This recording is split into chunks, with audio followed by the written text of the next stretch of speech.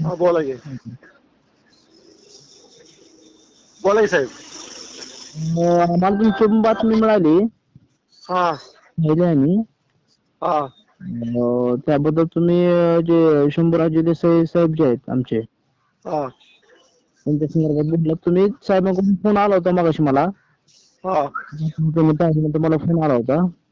हा त्यांनी एक मेसेज तुम्हाला द्यायला सांगितलाय हा की कोणत्याही समाजाचा अपमान करण्याच्या उद्देशाने तो वक्तव्य नव्हतं केलं.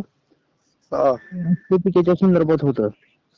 हा भूमिका करत होते म्हणजे हा रावसाहेबांच्या विषयावर ते बोलत होते. हा त्याबद्दल कोणत्या समाजाबद्दल त्यांना पूर्ण आदर आहे. बर त्यांच्या वक्तव्यामुळे जोशी समाजाच्या समाजातील ज्या भावना दुखावल्या असतील हा त्या भावना आम्ही समजून घेतो, बर त्याचा सन्मान करतो.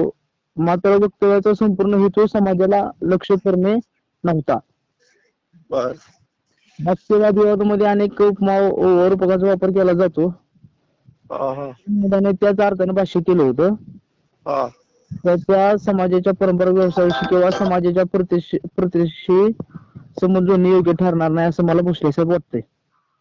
नाही नाही, मी तुमचा आदर करतो. इकडे बघा, आम्ही धर्मवीर आनंद दिघे साहेबांच्या वक्तृत्वाला, त्यांच्या नेतृत्वाला मानतो.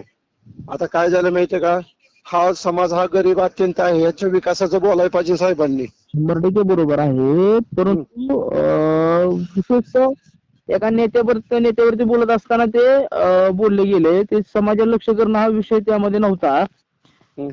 त्या समाजाचा सन्मानच करतात साहेब. तुम्ही जे निवेदन दिले ना, त्या निवेदनाची योग्य दखल घेतली जाईल असं साहेबांनी सांगितलंय. करा असं साहेबांनी कळवले मला माझ्याकडं. चालेल, ठीक आहे. नाही काय, तुमचा शब्दाला आम्ही किंमत देतो साहेब. धन्यवाद. तेच मग तुम्हाला फोन करून सांगा म्हटलं, म्हणून तुम्हाला तुमचा नंबर नव्हता माझ्याकडे. बोललो आणि नंबर घेतला तुमचा.